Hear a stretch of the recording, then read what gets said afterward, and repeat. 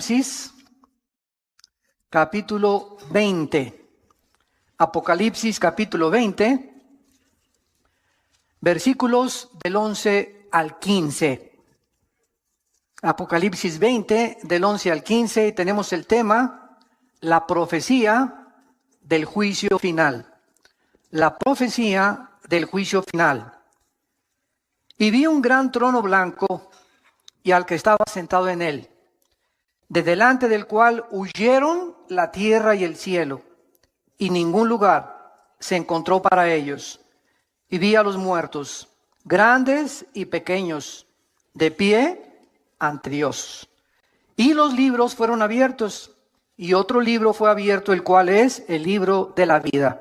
Y fueron juzgados los muertos por las cosas que estaban escritas en los libros según sus obras. Y el mar entregó los muertos que había en él, y la muerte y el Hades entregaron los muertos que había en ellos, y fueron juzgados cada uno según sus obras. Y la muerte y el Hades fueron lanzados al lago de fuego. Esta es la muerte segunda. Y el que no se halló inscrito en el libro de la vida fue lanzado al lago de fuego. Esta profecía y este último evento de todo el programa profético de Dios se llama el juicio del gran trono blanco. Con este evento termina, esto es muy importante para todos ustedes, los estudiantes de escatología o de profecía, el juicio del gran trono blanco, que también se llama el juicio final, porque es el último de los juicios que Dios va a llevar a cabo. Y en este juicio van a estar únicamente los no creyentes, los no salvos, todas aquellas millones de personas que rechazaron el evangelio de la gracia de Dios estarán en este juicio. Y después de este juicio entramos al reino eterno de Dios. Este juicio va a ser después del reino milenial. Entonces les voy a dar un panorama rapidísimo para que nos podamos ubicar. Ahorita nos encontramos en este periodo de 2000 años que se llama también la época de la iglesia. Son 2000 años aproximadamente que están a punto ya de terminar. El próximo evento ahorita es el arrebatamiento de la iglesia. Somos sacados millones de personas desde Pentecostés hasta nuestros días del mundo. Porque en el arrebatamiento no se van a ir los santos antes de la cruz. O sea, de Adán hasta la cruz de Cristo son los santos del Antiguo Testamento. Ellos van a resucitar hasta después en la segunda venida de Cristo. Entonces, en el arrebatamiento es del Pentecostés, Hechos capítulo 2, hasta que Jesús venga por nosotros, solamente los que estamos en Cristo. El arrebatamiento es para la iglesia. La iglesia no existía en el Antiguo Testamento. Síganme con mucho cuidado. Entonces, en el arrebatamiento la iglesia es arrebatada o sacada del mundo, y después del arrebatamiento sigue un periodo de 7 años que se conoce como la 70 semana de Daniel. Daniel 9, 24 al 27 se profetizó que la última semana o los últimos 7 años Dios terminaría o culminaría su programa con Israel. Al terminar la tribulación o los 7 años de la gran tribulación, bajamos con Cristo a establecer el reino milenial de 1000 años.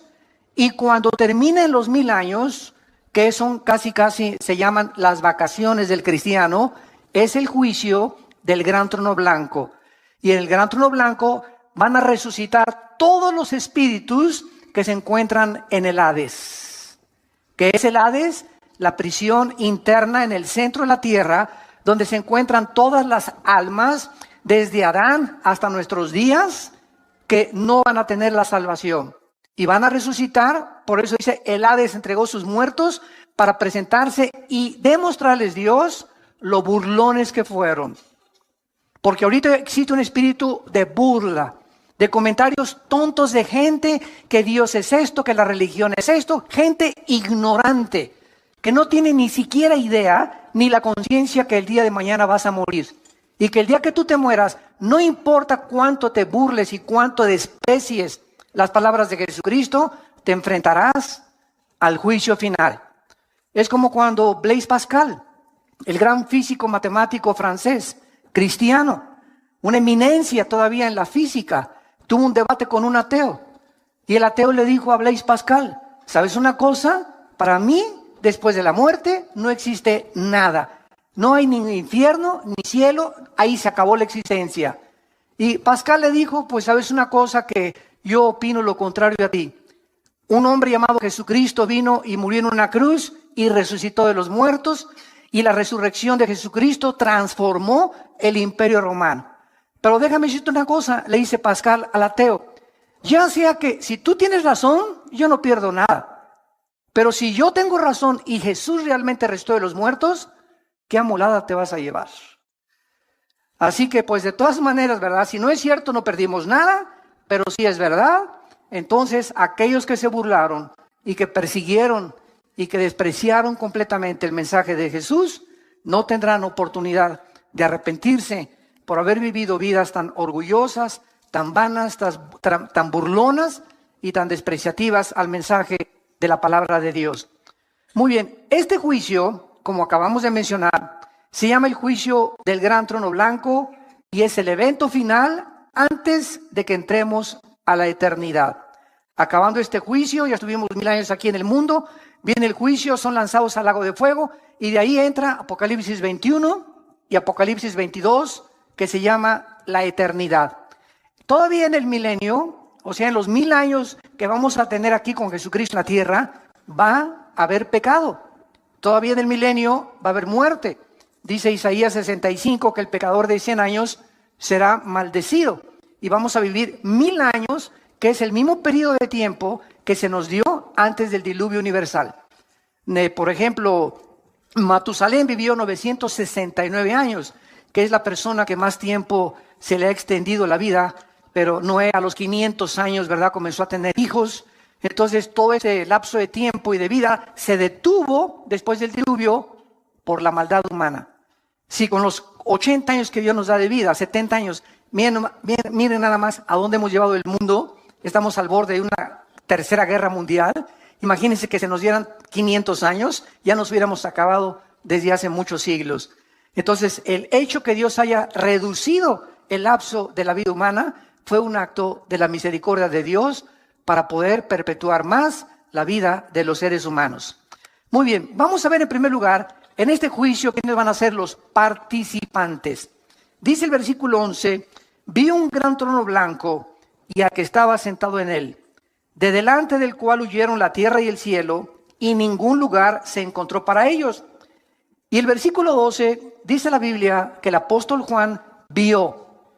¿A quiénes vio?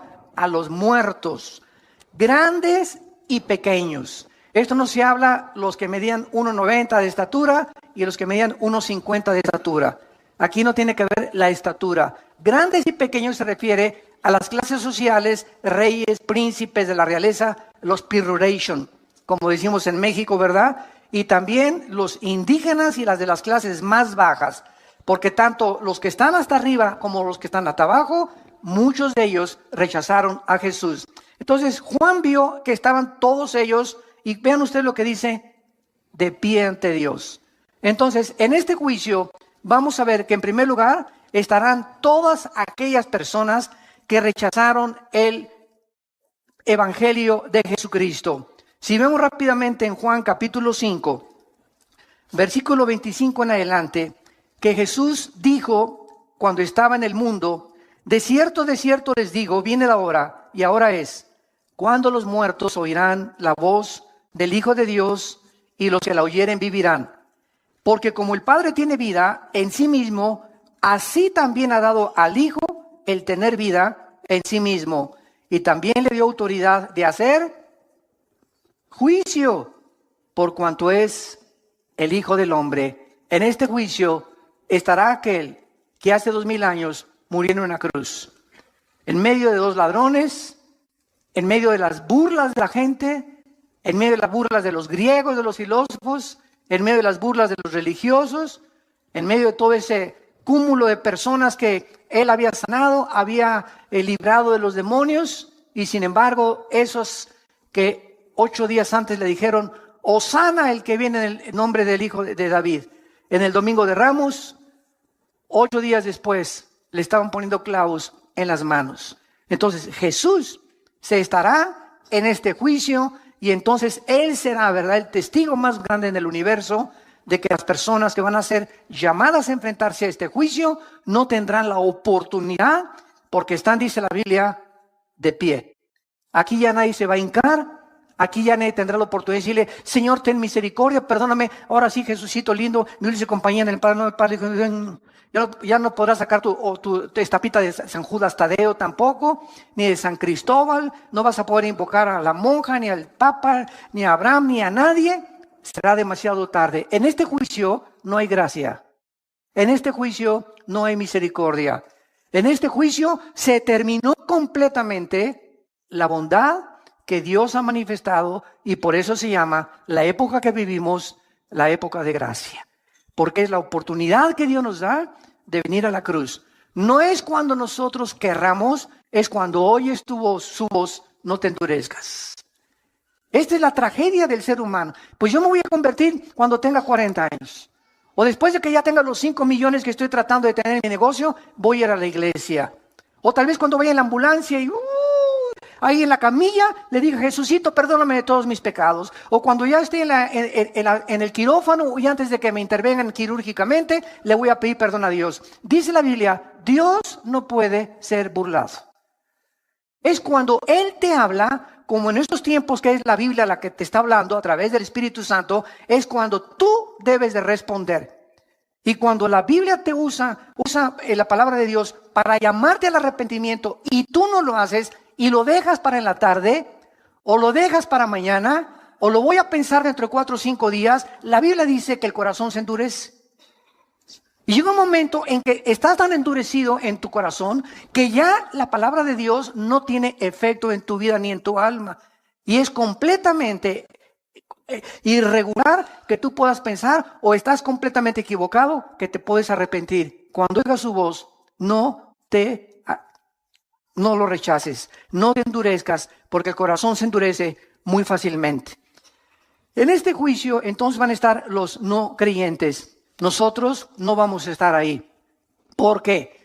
Porque nosotros cuando recibimos a Jesucristo como Salvador y Señor, Él en la cruz ya pagó ¿qué cosa? Pagó la culpa que nosotros ya no tenemos que pagar. Esto es por eso se llama la época de la gracia. El justo muere por los injustos. El santo muere por los pecadores. Y en esa cruz Dios quiere demostrarte que de tal manera te ama que a su hijo no lo perdonó. Casi 2000 años antes de la cruz había un hombre llamado Abraham. Y llegó al monte Moriah, que es el mismo monte donde murió Jesús. Y Dios le dijo a Abraham, dame a tu hijo Isaac. Y cuando Abraham levantó el cuchillo para matar a Isaac, se oyó una voz que decía, ahora veo que temes a Dios por cuanto no me negaste entregarme a tu hijo. Y 2000 años después de Abraham, cuando Cristo muere por nosotros, podemos nosotros decir ahora veo, Señor, cuánto me amas porque no negaste entregarme a tu hijo. Abraham y Isaac fueron salvados. Dios no salvó a su hijo Jesucristo. Le salvó la vida a Isaac, pero no se la salvó a su hijo Jesucristo. Porque de tal manera Dios nos ha amado que Él entregó a su hijo en nuestro lugar y nosotros por sus llagas hemos sido completamente sanados. Entonces, cuando una persona recibe a Jesucristo, Dios lo declara justo. Se llama la justificación. La justificación nos libra completamente de la condenación eterna. Después de la justificación viene la santificación, que es el proceso a través del cual estamos siendo librados del poder del pecado. Y después viene la santificación, donde seremos libres del poder del pecado cuando resucitemos. A ver si lo pueden apuntar. Justificación, santificación, glorificación. Son las 3 etapas de la salvación.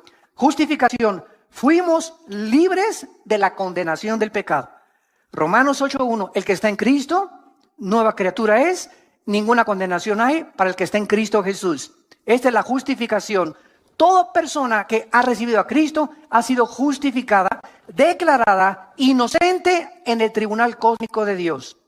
Mientras viene Cristo, estamos siendo librados porque el pecado no fue erradicado de nosotros. Ahí está todavía dentro de nosotros el pecado, pero ya no tenemos la culpa cuando sigue el juicio de pagar por ellos. Estamos siendo ahorita santificados o siendo libres de ese poder que ahora descubrimos y la maldad que hay en nosotros a través de nuestra comunión diaria y de nuestro contacto con la palabra de Dios. Esta es la palabra que se llama santo. Sean santos. Cada día trata de decirle no al pecado, no al pecado, no al pecado. Y mientras más rechaces el pecado en tu vida, más fuerza espiritual tienes dentro de ti y más poder de resistir las tentaciones. Todos aquellos que, pues ya caí otra vez en la tentación de la pornografía, y ya caí en la tentación del adulterio, y ya me acosté con mi novia y con mi novio, y ya otra vez volví a prender el cigarro, y ya me estoy emborrachando otra vez. ¿Por qué esa gente dice, ya volví a caer? Simplemente ve la semana pasada, las 3 semanas anteriores, o el mes antes a que tú has caído, cómo estuvo tu relación con Dios. Dejamos de hacer contacto con la Biblia, dejamos de asistir a la iglesia, dejamos de ir a los estudios bíblicos, comenzamos a debilitarnos interiormente. Y cuando enfrentemos la tentación, no tenemos fuerza para poder decirle, no me acuesto contigo, no me emborracho, no tomo esa droga, etcétera, etcétera. Porque no tenemos el poder espiritual que Dios quiere que tengamos. Entonces, estamos siendo librados del poder del pecado y seremos libres hasta el tiempo de la resurrección. Ahora, esto es muy importante también. Cuando recibimos a Jesucristo, somos sellados por el Espíritu Santo. Efesios 1, 13 y 14. ¿Qué es un sello? Es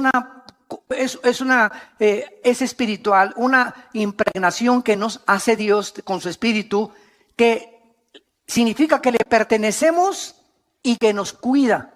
Hace muchos años, cuando yo vivía en un rancho, me acuerdo que nos levantamos a las 5 de la mañana a marcar a los becerros. Entonces, a las 5:30 de la mañana, agarramos un fierro calientísimo que lo poníamos ahí a calentar, y agarramos el becerrito o a la ternerita, y ¿qué le poníamos? La doble A, que era el símbolo, ¿verdad?, de la ganadería, o la S o el símbolo que sea. Y en ese momento ese becerrito crece y se hace vaca o se hace toro. Y si se brinca las trancas o se pierde y lo encuentra otro ganadero, ya no tiene por qué decir, ¿verdad?, es mío, porque está sellado, que implica propiedad y además protección. Los ganaderos honestos en aquel tiempo llegaban al rancho y, oiga, pues trae una troca, ¿verdad?, una pick-up, aquí nos encontramos la ternerita o la vaca y veo que trae el sello de su ganadería, y nos los devolvían, o hacíamos lo mismo nosotros cuando se pasaban a nuestro terreno. Entonces, el sello siempre implica protección. Cuando Dios nos sella, los demonios, porque nadie lo puede ver, hay muchos cristianos que no son cristianos.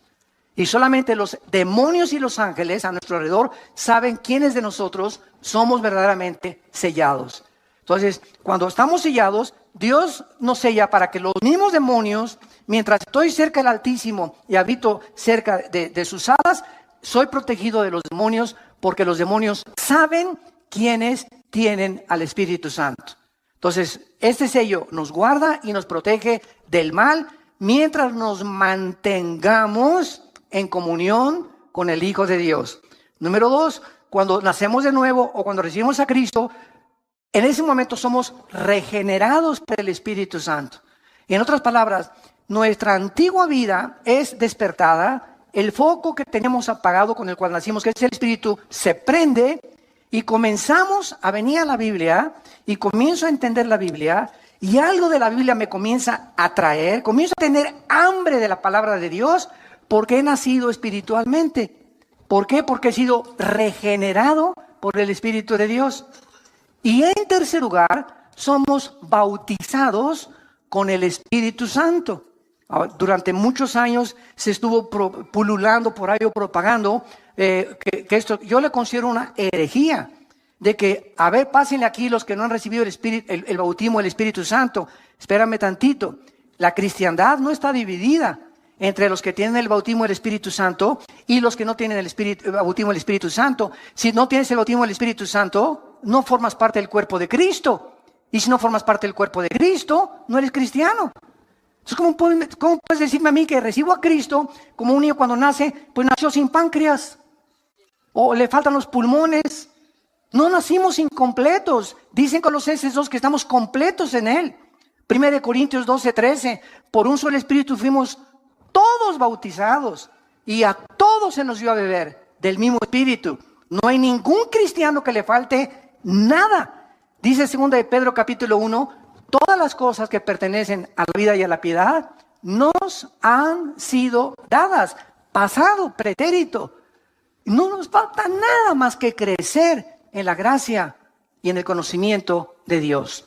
Entonces no puede haber cristianos que les falta algo. Y lo más grave fue cuando se llegó a enseñar y tienes que hablar en lenguas para dar evidencia que tienes al Espíritu Santo. Eso ya se convirtió en una herejía. ¿Por qué es una herejía? Porque el cristiano no es conocido por los dones, sino por el fruto.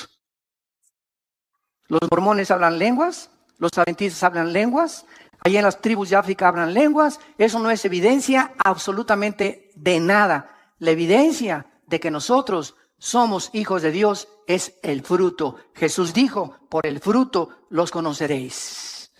No por los dones, que pueden ser falsificados.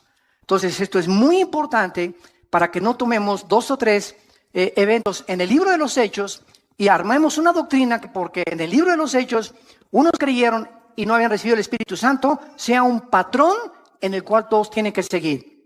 El libro de los Hechos es un libro narrativo, histórico, que cuenta la transición entre el judaísmo y el cristianismo.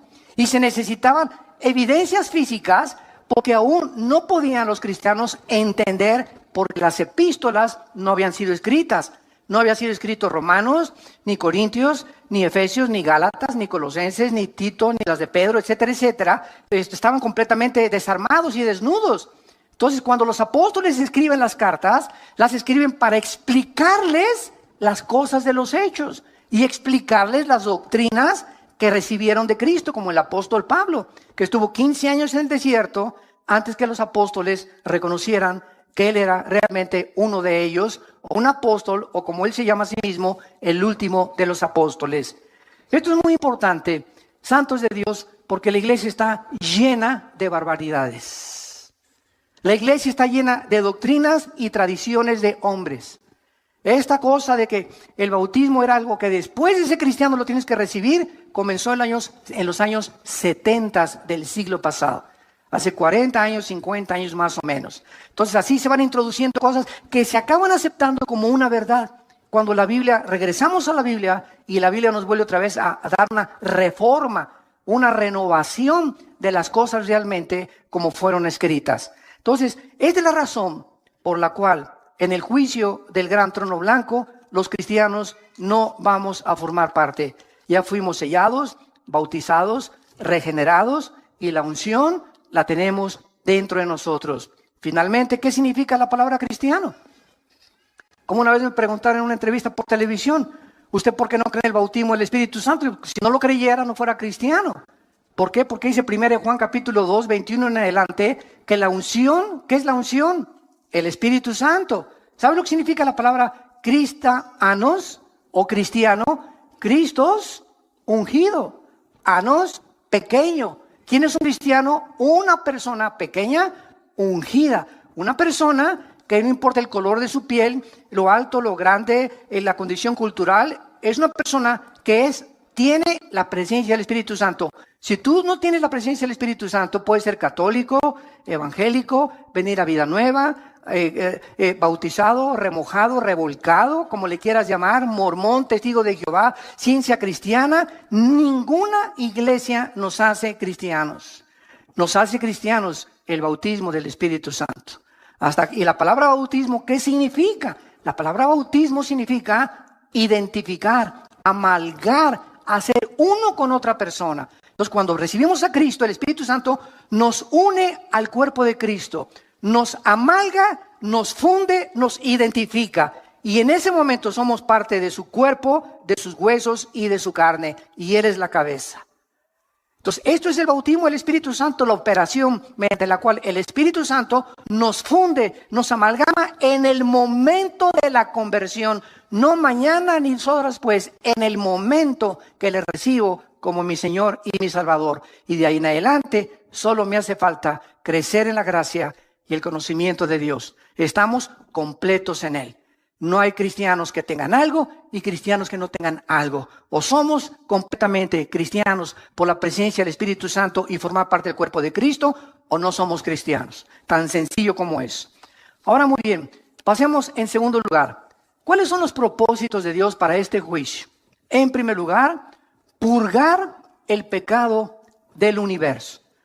Cuando Jesús termine de juzgar al mundo en su trono blanco, de ahí en adelante, después del trono blanco, vean lo que dice Apocalipsis, el pasaje que tenemos estudiando en el versículo 11 y 2. Vi un gran trono blanco y al que estaba sentado en él, delante del cual huyeron la tierra y el cielo. Ningún lugar se encontró para ellos. Vean ustedes que es en el tiempo de este juicio cuando el cielo y el universo desaparecen para siempre. Los cielos y la nueva tierra no serán hasta después del milenio. Después de este juicio. Es precisamente este juicio la culminación del programa profético de Dios. De ahí en adelante, después de este juicio, cielos y nueva tierra, donde ya no existe el pecado. Entonces, esta es la última cosa que hace Dios para purgar el pecado del universo.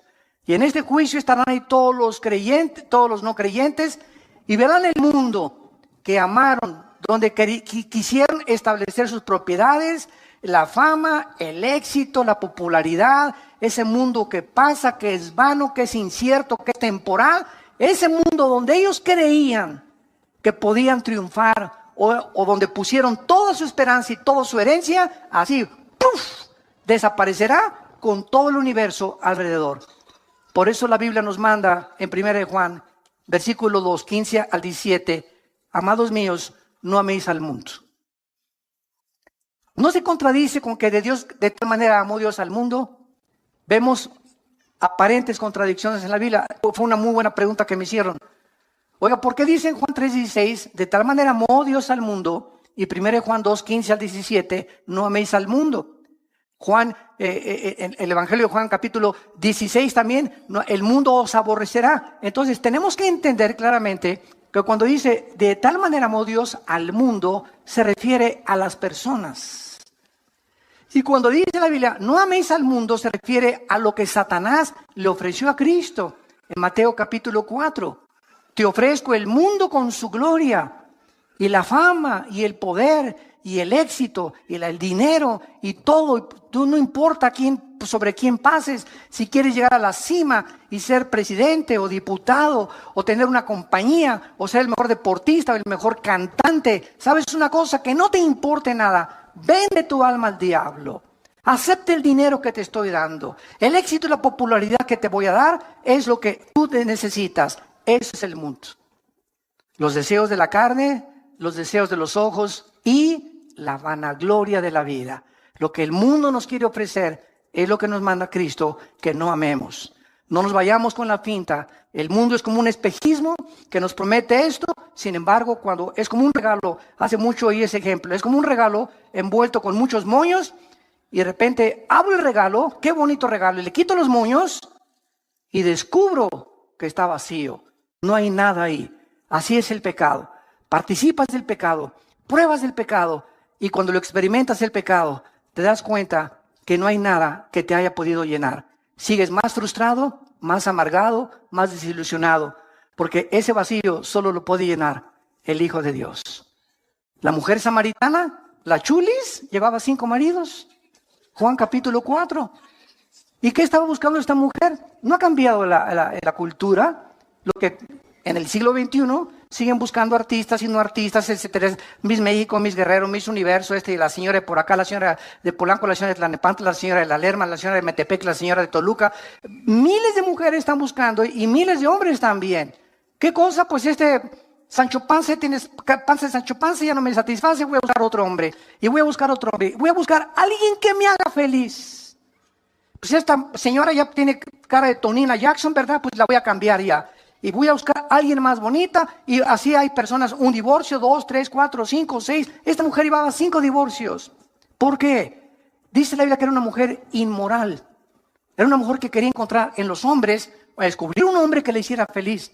Y Jesús le dijo, puedes seguir con esa misma trayectoria. Casarte con el 6, con el 7, con el 8, y vas a llegar a donde llegó la gran artista de cine de Hollywood, Elizabeth Taylor, que rompió el récord con 9 mariditos, la chulis. 9 maridos, uno tras otro, tras otro. Era tan bonita y tan preciosa esa artista que a ningún hombre con el cual se casó creyó que lo merecía. No, yo merezco mejor otro príncipe, yo merezco un rey, yo merezco estas cosas. Sé con artistas, con escritores, etcétera, etcétera. Y murió, ¿verdad?, en la soledad con otra gran artista, Marilyn Monroe. Otra artista de Hollywood también, ¿verdad? Buscando en la fama y todo, la encuentran en su cama, suicidada por una sobredosis de drogas. Y así podríamos continuar de tanta gente que cree que en los hombres, en las mujeres, en el sexo, en el dinero, en el éxito, en la fama, en la popularidad, se encuentra el propósito y la razón por la cual Dios nos creó al mundo. Todas estas cosas le dijo Dios a la mujer samaritana. De esa agua vuelve a beber y volverás a tener sed. Mas el agua que yo te ofrezco será una fuente de agua viva que salte para vida eterna. Solo Jesús, lo que Él nos ofrece, verdaderamente nos va a satisfacer y nos va a llenar. Mientras tú no estás a Jesús, estás abriendo pozos con agua podrida, con agua echada a perder. Del pozo que tú quieras sacar el agua, nunca va a satisfacer lo que solo Jesús nos puede dar. En segundo lugar, este juicio no solamente es para purgar el pecado y desaparecer el universo y el mundo y la creación del todo, sino también para vindicar, en segundo lugar, la justicia de Dios. Puesto que los juicios de Dios jamás son arbitrarios ni injustos, las personas que están en este juicio, vean ustedes el versículo 12 de Apocalipsis 20, serán juzgadas por las cosas que estaban escritas según sus obras. Qué interesante es esta declaración. Qué paradójico. No somos salvados por las obras, ¿de acuerdo? Dice Efesios 2, 6 y 7 y 8 y 9 que no fuimos salvados por las obras, sino por la fe. Y es un don de Dios. Pero cuando tú te mueras, tus obras que no te salvaron serán usadas para juzgarte. Qué irónico. Mientras somos salvados no son por las obras, pero cuando mueras, las mismas obras que no te pudieron salvar serán usadas para tu juicio final. Y entonces todo lo que hiciste, y ahí podrá, ¿verdad?, llegar una persona y decirle, oiga, oye Jesucito lindo, pero fui bueno con mi esposa de vez en cuando, y en Navidad le regalé dulce a los niños, y entonces Jesús le va a decir lo que le dice el juez a un asesino. A ver, pitirijas, pásale para adelante. Tiene 50 años de prisión. Y le contesta el pitirijas al juez. Oiga, señor juez, pero también soy buen esposo y le di dulce a los niños y construí 3 asilos. Y el juez le contesta, pitirijas, pero no estás juzgado, no estás siendo juzgado por eso. Estás siendo juzgado por el crimen que cometiste. Las buenas obras que tú hiciste no te son tomadas en cuenta. Estás siendo juzgado no por lo que hiciste bueno, sino por lo que dejaste hacer al matar a una persona. Entonces nadie podrá en aquel tiempo con Dios decirle, es que hice un convento para las monjitas, ahora 3, Jesús, allá en Coyoacán tuve un convento para las monjitas y me vestí de Santa Claus en diciembre para regalarles a los niños. No vas a ser juzgado por eso, vas a ser juzgado por los pecados que van a estar en el libro de las obras escritas desde que tú naciste. Y no habrá nada, absolutamente ningún abogado, por más dinero que hubieras tenido, que te pueda absolver. Y en tercer lugar, esto es lo más importante, este juicio tendrá como propósito determinar el castigo de cada quien. No crean que todos van a irse, ¿verdad?, al infierno y todos van a purgar el mismo castigo y el mismo dolor y las mismas torturas y los mismos sufrimientos, de ninguna manera. Veamos en Mateo capítulo 11. ¿De qué forma no es verdad que todos en el infierno o en el lago de fuego van a sufrir igual? De ninguna manera. Hay muchísimas evidencias, como lo vamos a leer, que las personas serán juzgadas en base al conocimiento que tenían y a las oportunidades que tuvieron mientras estaban vivos para arrepentirse y recibir a Cristo. Antes de leer Mateo 11, por ejemplo, ¿qué de las personas musulmanes o hindúes? Y esta pregunta siempre me la han hecho en los debates. ¿Qué de las personas, oiga, que nunca oyeron hablar de Cristo?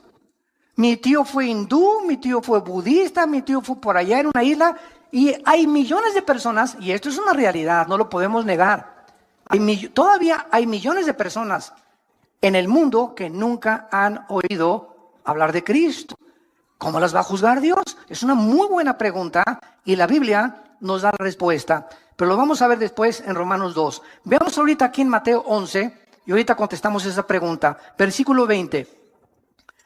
Mateo 11, versículo 20. Entonces, habla de Jesús, comenzó a reconvenir a las ciudades en las cuales había hecho muchos de sus milagros, porque no se habían arrepentido, diciendo, vean, ciudades donde vieron milagros y no se arrepintieron.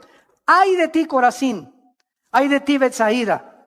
Porque si en Tiro y en Sidón se hubieran hecho los milagros que han sido hechos en vosotros, tiempo ha que se hubieran arrepentido en Sicilio y en ceniza. Por tanto, les digo que ¿cuándo es ese día del juicio? El que estamos estudiando del gran trono blanco en Apocalipsis 20, del 11 al 15. En el día del juicio será, ¿qué cosa?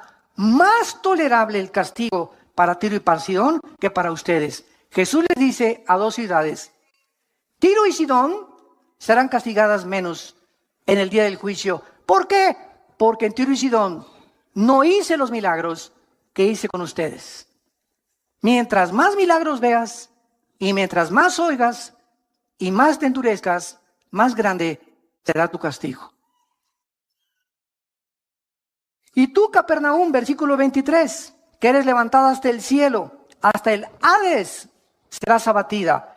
Porque si en Sodoma se hubieran hecho los milagros que han sido hechos en ti, habían permanecido hasta el día de hoy. Por tanto, les digo que otra vez, ¿cuándo? En el día del juicio será más tolerable el castigo para la tierra de Sodoma que para ti. Es increíble lo que Jesús declara en este pasaje. Los sodomitas, que eran homosexuales, recibirán mucho menos castigo que los habitantes de Capernaum. ¿Por qué? Porque los sodomitas nunca vieron a Jesús. En Sodoma no había Biblia. En Sodoma no había predicadores. Pero en Capernaum vieron al Hijo de Dios predicar la palabra de Dios y hacer milagros, y con todo y esto lo rechazaron. Entonces, Dios es un Dios justo.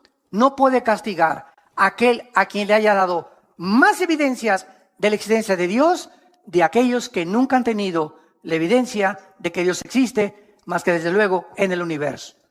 Y vamos a ver la respuesta que nos quedó pendiente de qué será de todas aquellas personas que realmente nunca conocieron a Dios. A esas personas, lo voy a contar ahorita, vean Romanos capítulo 2, vamos para allá. Esas personas yo siempre les digo, mira, no te preocupes por Chencho y por Chencha y por Pancho y por Pancha. ¿Y qué de mi mamá? ¿Y qué de mi papá, que era católico? ¿Y qué de mi abuelita, que nunca vio? ¿Se van a ir al infierno? ¿Sabes una cosa? Preocúpate por ti. Preocúpate por tu condición, no te preocupes por los demás. Dios es un Dios justo y sabio. Él no va a juzgar ni a castigar a nadie que no lo merezca. Preocupémonos por la condición de nosotros. En Romanos capítulo 2, el apóstol Pablo, de una forma magistral, describe claramente esta incógnita que existe y que la Biblia nos revela. Versículo 12 en adelante. Porque todos los que sin ley han pecado, sin ley también perecerán. Y todos los que bajo la ley han pecado, por la ley serán juzgados. Porque no son los oidores de la ley los justos ante Dios, sino los hacedores de la ley serán justificados. Porque cuando los gentiles que no tienen ley hacen por naturaleza lo que es de la ley, estos, aunque no tengan ley, son ley para sí mismos, mostrando la obra de la ley escrita en sus corazones, dando testimonio su conciencia y acusándoles o defendiéndoles sus razonamientos en el día en que Dios juzgará por Jesucristo los secretos de los hombres. Vean lo que acaba Pablo de explicarnos. Nada más hay dos tipos de personas que han nacido en este mundo. Los que hemos tenido el privilegio, y acordémonos que después del privilegio vienen las responsabilidades, ¿verdad?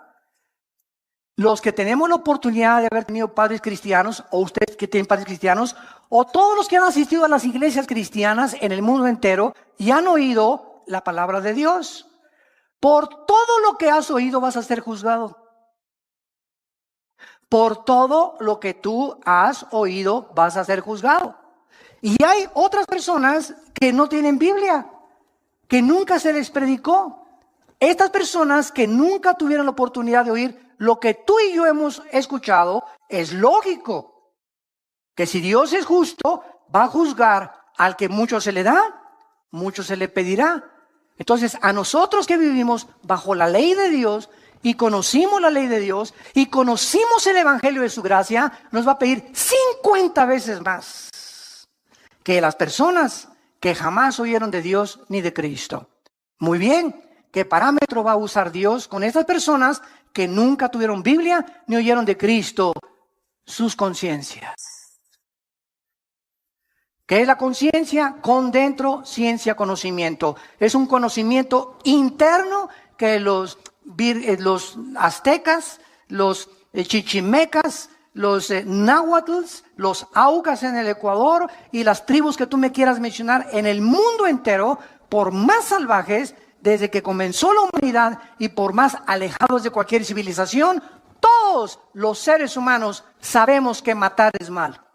En cualquier tribu de salvajes sabemos que una muchacha no se la robas a la otra familia, ni violas a una muchacha sin que te cueste, como las tribus en Estados Unidos mataban a los que se llamaban las muchachas, y nunca las tribus africanas entregan a sus hijas que no son vírgenes al matrimonio. Ni tampoco ningún jefe de ninguna tribu se mete con la esposa del otro jefe de la tribu. Algo hay en la conciencia que tenemos ya los seres humanos desde que nacimos, porque no somos yeguas ni caballos no capados, ni caballos que relinchan por las mujeres como los caballos lo hacen cuando entran en su celo.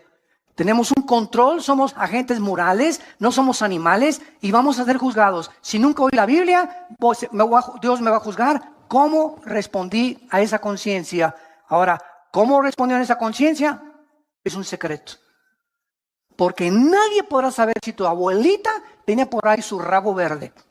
O si tu abuelito, que fue el jefe de la iglesia y ante el mundo un héroe y un cantante y un grande escritor y un grande político, y a su entierro fueron 10,000 personas, o ese artista fueron 10,000 personas y lo veneraron en Bellas Artes. Nadie sabe en la intimidad quién era esa persona más que Dios. Por lo tanto, no podemos juzgar. Por eso Jesús dijo, no juzguéis para que no seáis juzgados. No podemos emitir un juicio condenatorio o un juicio de liberación. No, esa persona debe estar en el cielo porque él regaló todo a los niños pobres y sus canciones eran todas las canciones de Navidad.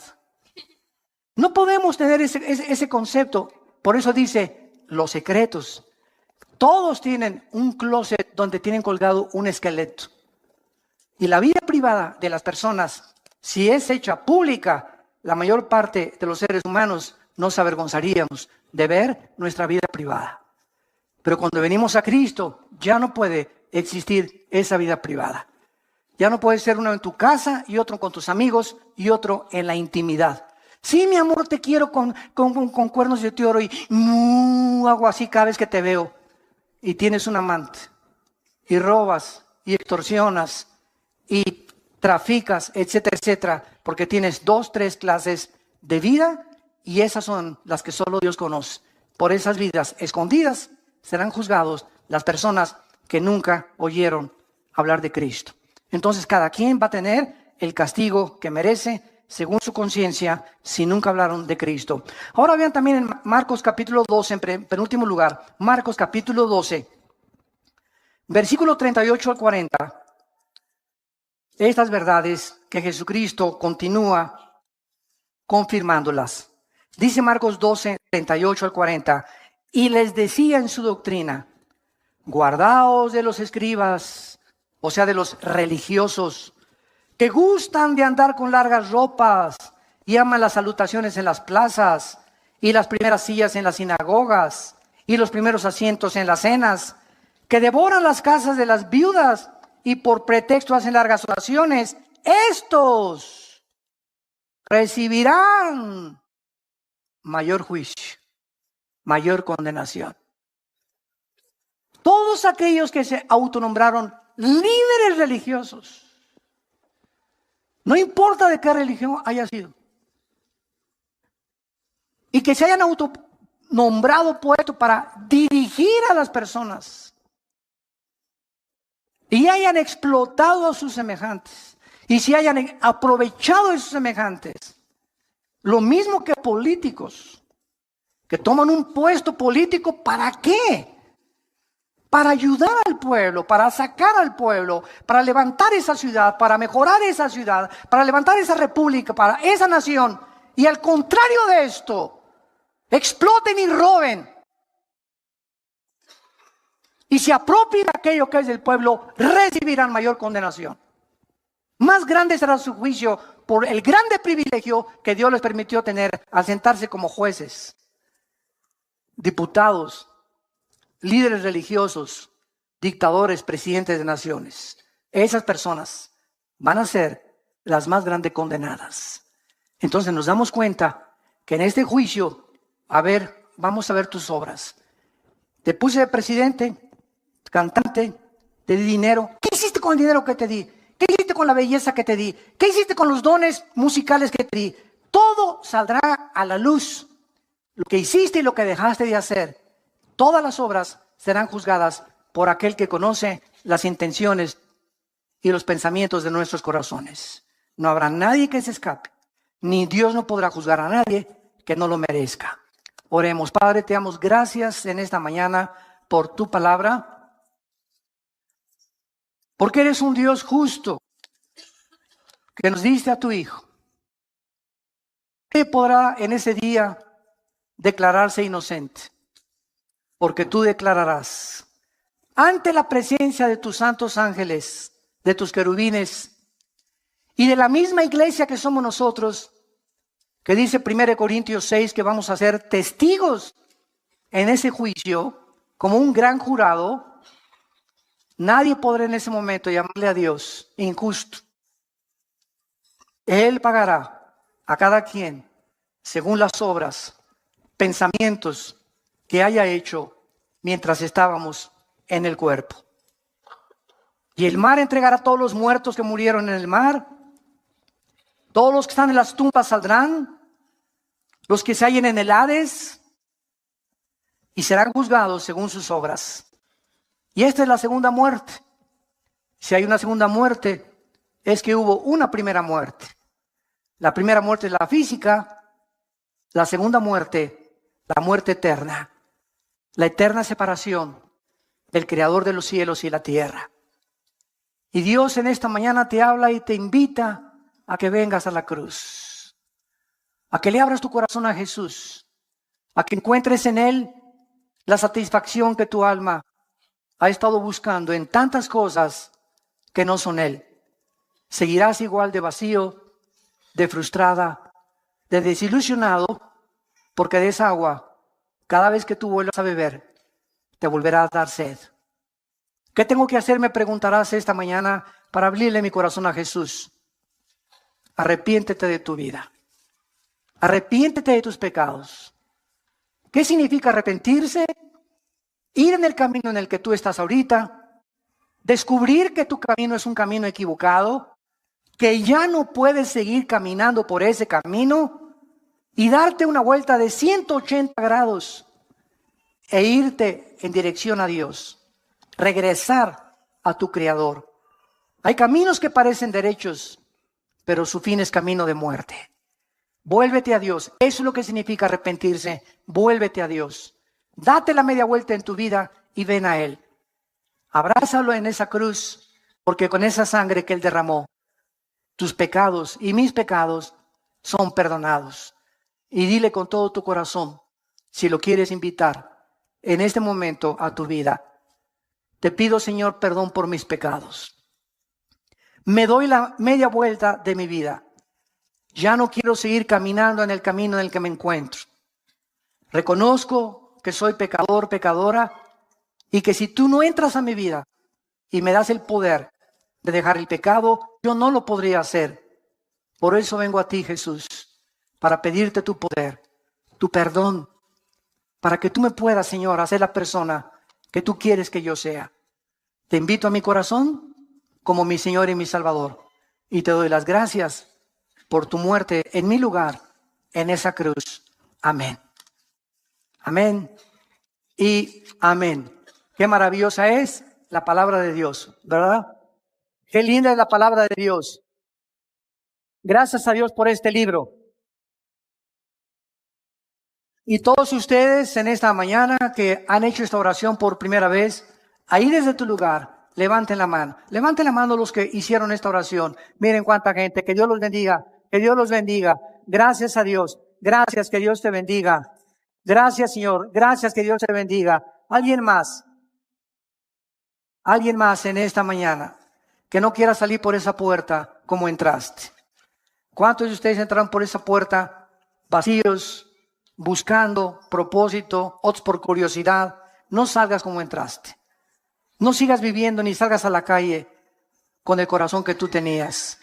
Hoy te ofrece Dios el perdón de tus pecados. No lo rechaces.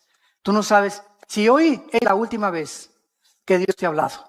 Cuando oigas su voz, no lo rechaces.